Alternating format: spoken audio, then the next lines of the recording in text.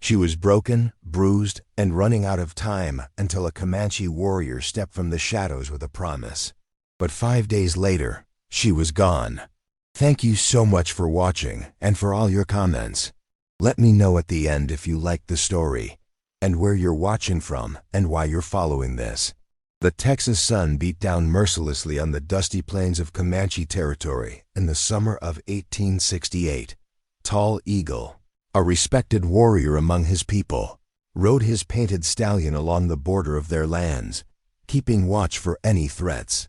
His keen eyes scanned the horizon, his face weathered by years of exposure to the harsh elements of the frontier. The peace treaty with the white settlers was fragile at best, and tensions remained high across the territory. As he reached a small creek, Tall Eagle dismounted to allow his horse to drink. The sound of distant hoofbeats caught his attention. Instinctively, his hand moved to the knife at his waist as he peered through the brush. A wagon approached, moving erratically along the rough trail. The driver seemed to be struggling to control the horses. "Whoa there!" a man's voice shouted, filled with frustration and something darker that made Tall Eagle pause. The wagon came to a stop not far from where Tall Eagle stood concealed. A burly man with a thick beard jumped down, stumbling slightly. The smell of whiskey carried on the wind. The man yanked open the canvas covering the back of the wagon. "Get out here, woman," he growled. Tall Eagle watched as a slender figure emerged slowly from the wagon. Her dress was torn in places, and even from a distance, he could see bruises on her face and arms. She moved carefully, as though every step caused her pain. "Please, Thomas," she pleaded, her voice barely audible. "We should go back to town. You've had too much to drink." "Don't tell me what to do." The man raised his hand threateningly. The woman flinched, raising her arms to protect herself. "I'm sorry, The blow caught her across the face before she could finish. She fell to the ground with a cry that pierced Tall Eagle's heart. Without conscious thought, he moved from his hiding place. "Stop," he commanded, his voice carrying across the clearing. Both the man and woman turned, startled by his appearance. The man's face contorted with rage and fear. "Indian!" he spat, reaching for the rifle propped against the wagon. "Get away from us." "You harm woman," Tall Eagle stated, his English broken but clear enough. "This not right." "She's my wife, and I'll do as I please with her," Thomas snarled, pointing the rifle at Tall Eagle's chest. "Now get on your way before I decide to collect a scalp." Tall Eagle stood his ground, calculating the distance between them. Woman hurt. "Need help?" The woman looked at him with wide, frightened eyes. Blood trickled from a cut on her lip, and her cheek was already swelling. Something in her gaze spoke to Tall Eagle, a desperate plea that transcended language and culture. "Mary belongs to me," Thomas said, his finger moving to the trigger. "You savages ought to know your place." In one fluid motion, Tall Eagle drew and threw his knife. It struck the rifle barrel, knocking it aside just as Thomas fired. The shot went wild. Before Thomas could recover, Tall Eagle closed the distance between them, disarming the stunned man with practiced ease.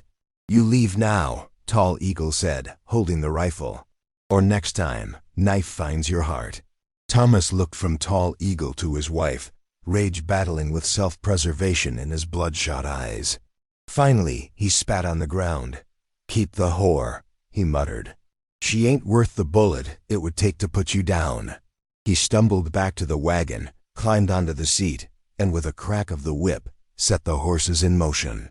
The woman watched her husband leave, disbelief and fear evident on her face.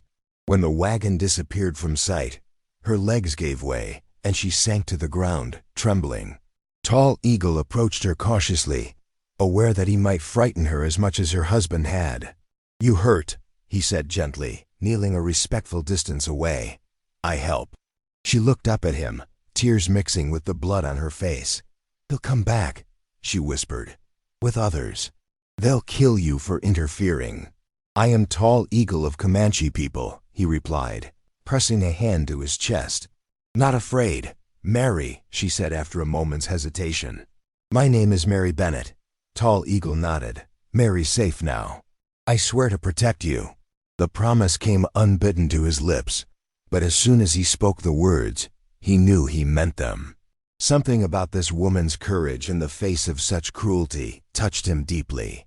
He offered her his hand, and after a moment's hesitation, she took it. The journey to the Comanche camp was slow and careful. Mary rode behind Tall Eagle on his horse, holding onto his waist with tentative hands. Each jolt sent pain through her bruised body, but she remained silent, focusing on the rhythm of the horse's gait and the unfamiliar landscape around them. "Not far now," Tall Eagle said over his shoulder, sensing her discomfort. "Medicine woman help. Your people won't mind?" Mary asked, her voice barely audible over the sound of hoofbeats. "A white woman in your camp?" Tall Eagle considered this. Relations between his tribe and the settlers had been strained for years, with atrocities committed on both sides. Yet his people valued honor and compassion. Chief Running River is wise man. He understand helping those in need. As they approached the camp, children playing at the perimeter spotted them first. Their curious eyes widened at the sight of the pale-faced woman, and they ran ahead, shouting the news of Tall Eagle's return. By the time they reached the center of the camp, a small crowd had gathered. An elderly man with long gray braids stepped forward, his expression stern but not unkind. Chief Running River studied Mary for a long moment before speaking to Tall Eagle in their native tongue. "She was beaten by her husband," Tall Eagle explained in Comanche. "I could not leave her to suffer." The chief's weathered face remained impassive. "You bring trouble to our door, Tall Eagle. The white men will come looking for her." "Let them come," Tall Eagle replied. "What I did was right." Running River sighed, then nodded slowly. "Morning Dove," he called, and an older woman emerged from the crowd. "Take this woman to your lodge. Tend to her wounds." Morning Dove, the tribe's healer, approached Mary with gentle hands. "Come," she said in heavily accented English. "I help." Mary glanced uncertainly at Tall Eagle, who nodded encouragingly. "Go with her. You safe here." As Morning Dove led Mary away, Chief Running River placed a hand on Tall Eagle's shoulder. "The council will want to speak with you about this matter. The agent from the reservation will hear of it soon enough." "I stand by my actions," Tall Eagle replied firmly. The chief's eyes reflected a mixture of pride and concern. "You have always followed your heart, even as a boy. Sometimes I wonder if it will lead you to greatness or to your doom." In Morning Dove's lodge, Mary sat quietly as the older woman applied poultices to her bruises and cleaned the cut on her lip. The lodge was warm and filled with the scent of herbs and smoke from the small fire in the center. Mary watched the healer's movements with fascination, noting the care with which she prepared each remedy. "Your husband," Morning Dove said as she worked. "He do this often?" Mary lowered her eyes. "Yes," she admitted softly. "Since the first year we were married." Morning Dove clicked her tongue disapprovingly. "Men who beat women are weak in spirit. In our tribe, such behavior brings great shame." "It's not so different among my people," Mary replied. "But once married, a woman has few options." "Here, women have voice," Morning Dove said, applying a cooling paste to Mary's swollen cheek. "Not always easy life, but we respected." A young woman entered the lodge, carrying a bowl of stew and a water skin. She set them down near Mary with a shy smile before departing. "Eat," Morning Dove encouraged. "Food gives strength.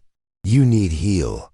Mary accepted the bowl gratefully, realizing how hungry she was. The stew was unfamiliar but flavorful, filled with tender meat and wild roots. As she ate, Morning Dove continued to treat her injuries, humming softly. "Thank you," Mary said when she had finished. "For your kindness." Morning Dove nodded. "Rest now. Tomorrow, new day." Outside the lodge, Tall Eagle faced the council of elders. The men sat in a circle, pipes passing between them as they deliberated. The discussion was heated at times, with some arguing that harboring a white woman would only bring the army down upon them. "We have kept the peace," one elder insisted. "Why risk it for one woman?" "Because it is right," Tall Eagle responded. "Would you have me leave her to die at the hands of a cruel man?" The whites have their own laws, another pointed out. Their own ways of dealing with such matters. Their laws failed her, Tall Eagle said firmly. I saw her suffering with my own eyes. I made a promise to protect her. Chief Running River raised his hand for silence. The promise has been made. We will honor it for now. He fixed Tall Eagle with a stern gaze. But she cannot stay indefinitely. 5 days. Then we must find another solution. Tall Eagle nodded in acceptance. 5 days would give Mary time to heal and for him to consider what should be done next.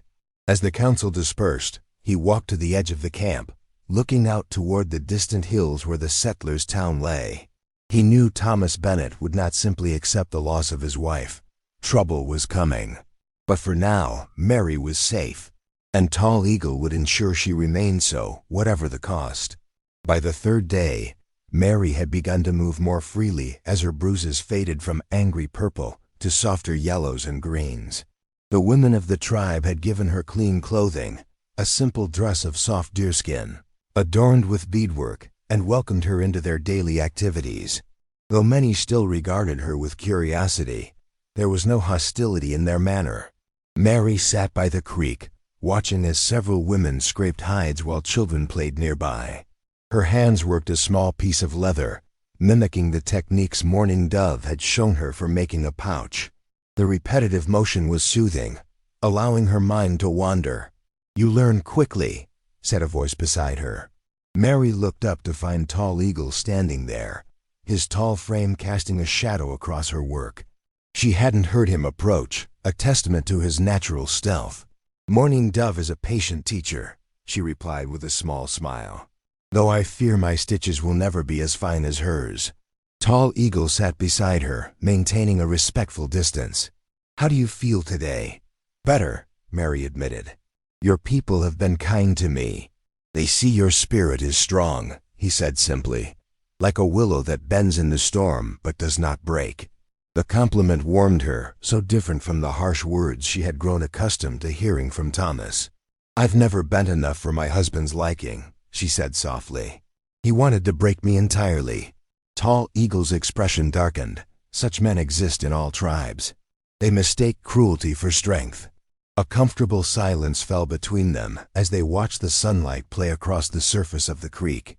In the distance, thunder rumbled, promising an evening storm. The council has decided you may stay 5 days, Tall Eagle finally said.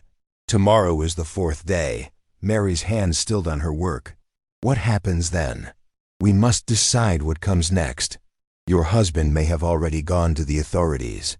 The thought of Thomas made Mary's stomach knot with fear.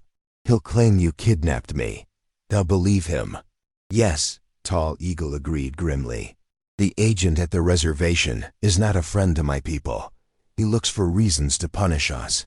I could tell them the truth, Mary suggested, though she knew how unlikely it was that her word would stand against her husband's. Truth often matters little when whites and Indians are concerned, Tall Eagle said without bitterness, merely stating a fact they both understood. Mary set aside her leatherwork and hugged her knees to her chest. I can't go back to him, Tall Eagle. He'll kill me this time. I made promise to protect you, he reminded her, his dark eyes holding hers. I will keep it. How? She asked, the word barely more than a whisper. Before he could answer, shouts came from the direction of the camp.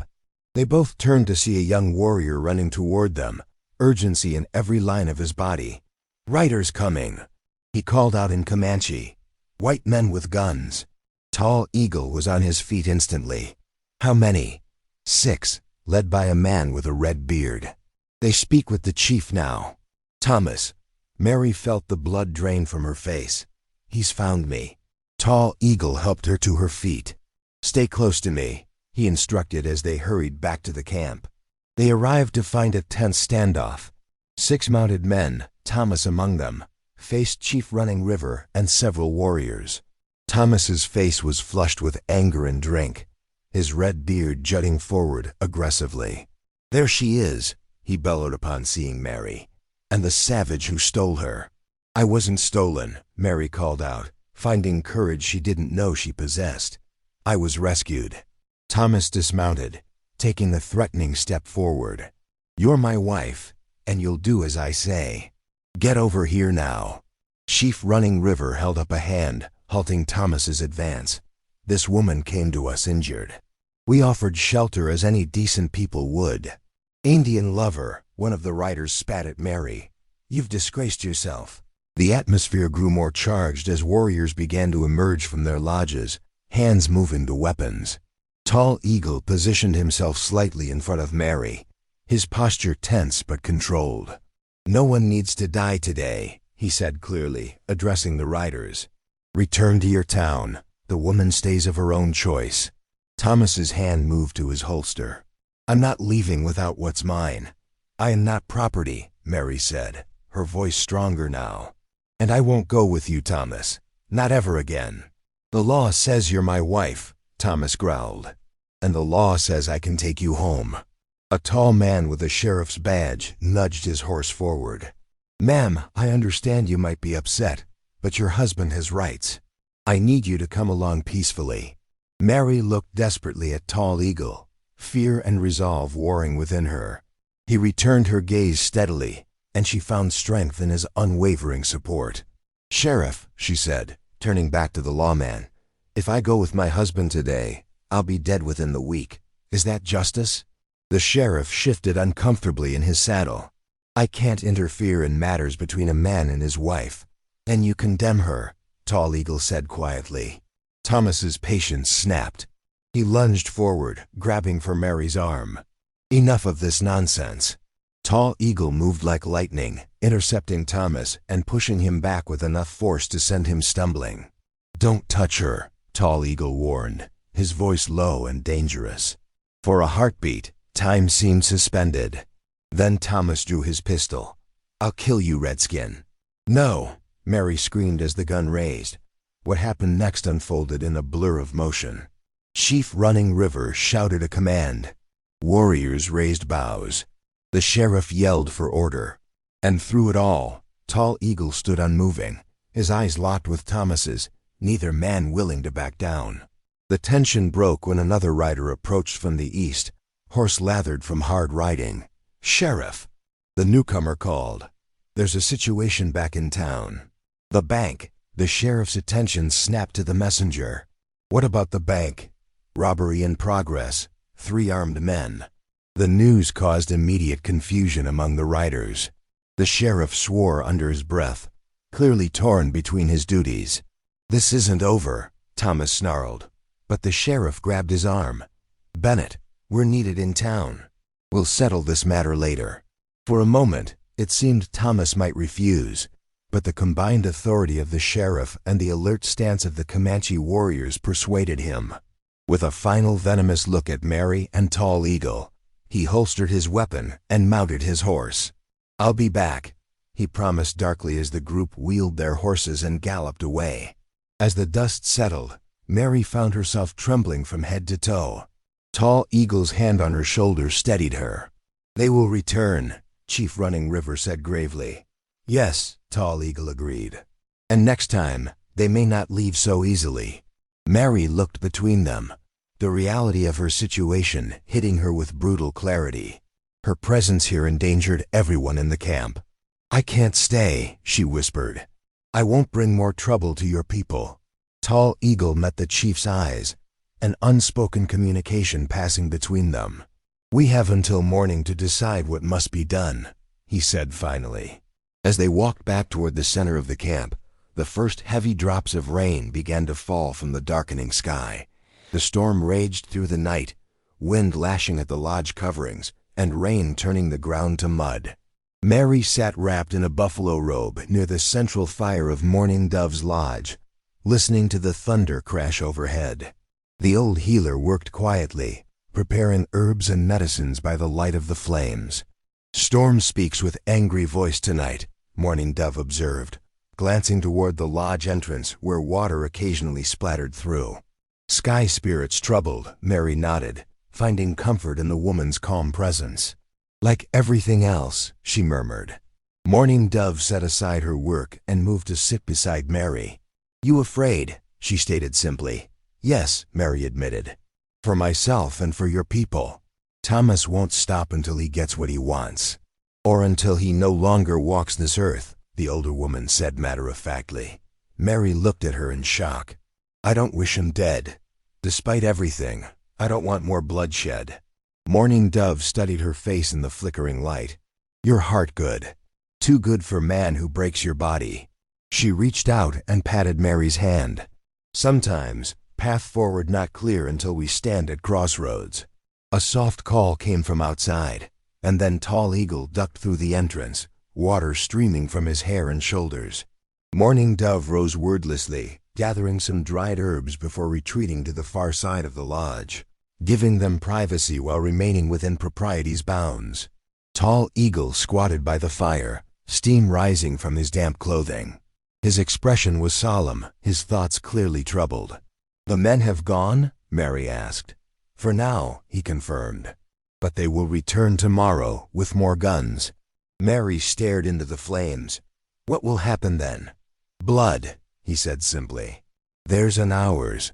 The blood assessment hung in the air between them. Outside, lightning flashed, briefly illuminating the interior of the lodge with harsh white light. I've been thinking, Mary said finally, about what I should do.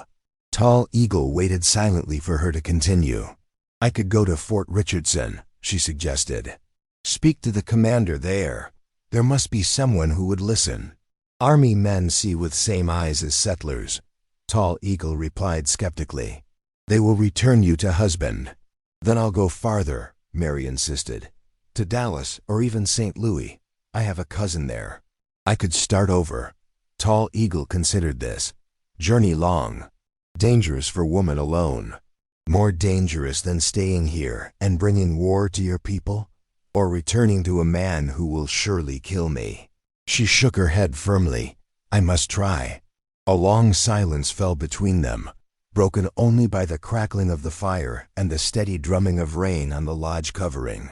I will take you, Tall Eagle said at last, to trading post at Red River. From there, you can find passage east. Mary's eyes widened. You would do that? Leave your people? For short time only, he clarified. My promise to protect you does not end at camp boundary. Your chief will allow this? Running River understands honor, Tall Eagle said with certainty. He will not object if it means peace for our people. Mary felt a surge of hope, quickly tempered by practicality. Thomas will follow. Yes, Tall Eagle agreed. So we leave tonight. In storm. Tonight? Mary glanced toward the lodge entrance where water still poured from the skies. Storm is our friend, Tall Eagle explained. Washes away tracks, makes it hard to follow. Morning Dove, who had been quietly listening, now approached with a small bundle. Take these, she said, handing the package to Mary. Medicine for pain, food for journey. She then produced a knife in a beaded sheath. And this, woman must protect herself sometimes. Mary accepted the gifts with gratitude, touched by the healer's kindness. Thank you for everything. Morning Dove embraced her briefly. Go with strong heart. Find new path. Within the hour, preparations were complete. Chief Running River met them at the edge of camp, his face grave beneath a rain-soaked blanket. The scouts report the white men have returned to their town, he informed them. But they prepare to come back at first light with more men. We will be far from here by then, Tall Eagle assured him. The chief clasped Tall Eagle's forearm in the warrior's grip. Travel swift and sure, my son. Return to us when you can. To Mary's surprise, Running River then turned to her. You carry burden not of your making, he said solemnly. May your journey lead to peace. Thank you for sheltering me, Mary replied, deeply moved by his words. I won't forget your kindness. With final farewells exchanged, Mary and Tall Eagle mounted his horse and rode out into the storm. The rain had slackened somewhat, but darkness and mud made travel treacherous. They moved slowly at first, Tall Eagle leading the horse through familiar territory until they reached a creek swollen with rainwater. We follow water path, he explained, guiding the horse into the shallow edges of the stream. Leave no tracks. For hours they traveled this way, sometimes in the water, sometimes along rocky ground where hoofprints wouldn't show. The storm gradually moved eastward, leaving behind a sky occasionally broken by stars and a waning moon. Despite her exhaustion, Mary remained alert, aware that every mile they covered increased their chances of success. Near dawn, they reached a sheltered overhang where Tall Eagle called a brief halt. As they shared dried meat and sips of water, Mary found herself studying his profile in the growing light. "Why did you help me?" she asked suddenly. "You could have ridden away that day at the creek. It wasn't your concern." Tall Eagle was quiet for a long moment.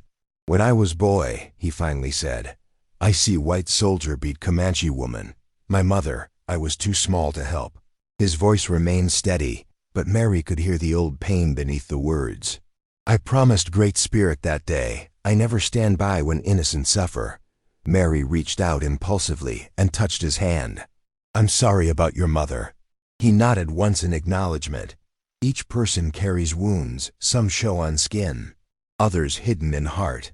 He looked directly at her then. "You have both kinds, but you still stand strong." His simple observation brought unexpected tears to Mary's eyes. For years, Thomas had told her she was weak, worthless. Yet here was a man who saw strength in her survival. "We should continue," Tall Eagle said, rising to his feet. "Trading post still far." They resumed their journey as the sun broke over the eastern horizon, bathing the landscape in golden light. The rain had left everything washed clean, and a rainbow arced across the sky ahead of them. "Good sign," Tall Eagle remarked, pointing to the colorful band. "New beginning." Mary allowed herself to believe it might be true. For 5 days, she had lived among people who treated her with respect and kindness. She had found courage she didn't know she possessed. Whatever lay ahead, however difficult the path, she would face it with the same resilience that had brought her this far. As they crested a hill, Tall Eagle suddenly reined in the horse, his posture alert. "What is it?" Mary whispered, instantly tense. He pointed toward a distant plume of dust moving rapidly across the plain. "Riders! Coming fast!" Mary's heart sank. "Thomas?" "Cannot tell yet," Tall Eagle said, scanning the terrain around them. "But we must assume so." He turned the horse toward a stand of trees to their right, urging it to greater speed. "We reach woods. Make harder to follow." But as they rode, more dust clouds appeared from different directions. "They split up to search," Tall Eagle muttered. "Many men." The realization struck Mary with terrible clarity. There was no outrunning them, not with 2 people on 1 horse. Her presence endangered Tall Eagle as much as it had his tribe. "Let me go," she said suddenly. "Leave me here. Save yourself." Tall Eagle looked back at her, surprise and something like respect in his eyes. "I made promise." "And you've kept it," Mary insisted. "You've done more than anyone ever has for me. But I won't have your death on my conscience." Before he could respond, a shot rang out, the bullet whistling past them. Tall Eagle immediately changed direction, heading for a rocky outcropping that would provide some cover. "Too late for splitting up," he said grimly. "We fight together now." They reached the rocks just as more shots came their way. Dismounting quickly, Tall Eagle helped Mary to shelter behind a large boulder, then pulled his rifle from its sheath. "Stay down," he instructed, checking that the weapon was loaded. "I count 8 riders, too many to fight." Mary clutched the knife Morning Dove had given her, knowing it would be little use against guns, but drawing courage from its solid presence in her hand. "Tall Eagle," a voice called out. Thomas's voice. "We know you're there. Send out my wife, and maybe we'll let you live." Tall Eagle and Mary exchanged glances. The lie was transparent. Neither of them would be allowed to walk away. "What do we do?" Mary whispered. Tall Eagle's eyes scanned their surroundings, assessing options that seemed increasingly limited. Then his gaze settled on something in the distance, a column of dust different from those made by the approaching riders. "Buffalo soldiers," he said with surprise. Mary peered carefully around the rock. In the distance, she could see a line of dark uniformed men on horseback, a cavalry patrol from the fort, moving at a steady pace toward their position. "The army," she breathed. Will they help us? Perhaps, Tall Eagle said cautiously. Or perhaps they join settlers against us. Another volley of shots peppered their position. Tall Eagle returned fire sparingly, knowing his ammunition was limited. Can't hide forever, Indian. Thomas shouted. Got plenty of boys here happy to collect your scalp. The cavalry patrol had clearly heard the gunfire. Their pace quickened, formation tightening as they approached. Tall Eagle watched them warily, calculating odds that seemed to worsen by the minute. Mary, he said quietly. When soldiers close enough, you run to them, ask for protection. What about you? She demanded, already knowing the answer. I keep Thomas and others busy, he replied simply. No, Mary shook her head vehemently. I won't leave you to die. Not your choice, Tall Eagle said firmly. My promise was to protect you. This is how. Tears sprang to Mary's eyes. There must be another way. Before Tall Eagle could respond, a commanding voice rang out across the plain. This is Captain James Wilson, United States Cavalry. Cease fire immediately. The shooting paused as the cavalry unit drew closer, forming a line between the settlers and the rocky outcrop where Mary and Tall Eagle had taken refuge. What's the meaning of this? The captain demanded, addressing Thomas and his men. That Indian kidnapped my wife, Thomas shouted, pointing toward the rocks. We're just retrieving what's ours. Captain Wilson turned toward their hiding place. Come out with your hands visible, both of you. Mary and Tall Eagle exchanged glances. It may be our only chance, she whispered. After a moment's hesitation, Tall Eagle nodded. Together, he said, rising slowly and helping her to her feet. They emerged from behind the boulders, hands raised. Tall Eagle had left his rifle behind but remained tense, ready to move at the first sign of treachery. That's her, Thomas called out. Mary, get over here now. Captain Wilson held up a hand for silence. His gaze moved between Mary's bruised face and Tall Eagle's protective stance beside her. Ma'am, the captain addressed Mary directly. Are you being held against your will? Before she could answer, Thomas interrupted. Course she is. Look at her, dressed like a savage. They've turned her mind with their heathen ways. Mr. Bennett, the captain said sharply, I'm asking your wife, not you. He turned back to Mary. Ma'am? Mary straightened her shoulders, finding a final reserve of courage. I am not held against my will, Captain. This man saved my life when my husband nearly beat me to death. She pointed to the fading bruises still visible on her face. I chose to go with him. I choose now not to return to my husband. Thomas's face contorted with rage. She's my wife. The law also says assault is a crime, Mr. Bennett. Captain Wilson cut in coldly. Even against one's wife. A murmur ran through the gathered men, some shifting uncomfortably at this statement. What happens now? Mary asked, hardly daring to hope. Captain Wilson considered for a moment. We're headed back to the fort. You can both accompany us there. The matter can be sorted out properly, away from. He glanced meaningfully at the armed settlers. Heated emotions. Thomas pushed his horse forward. I ain't letting that happen. Mary, get over here right now, or I swear. That's enough. Captain Wilson's voice cracked like a whip. One more threat, Bennett, and you'll be the one under arrest. For a tense moment, it seemed Thomas might defy the officer.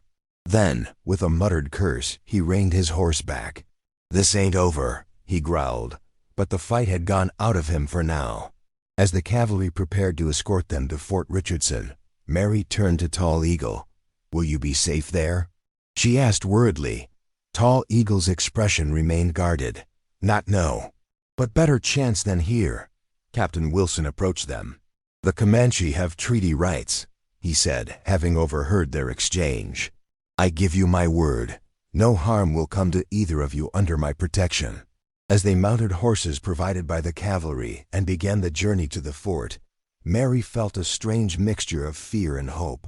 The future remained uncertain, but for the first time in years, possibilities stretched before her like an open road. Tall Eagle rode beside her, his presence a steady comfort. You show great courage today, he said quietly. Mary smiled faintly. I had a good teacher.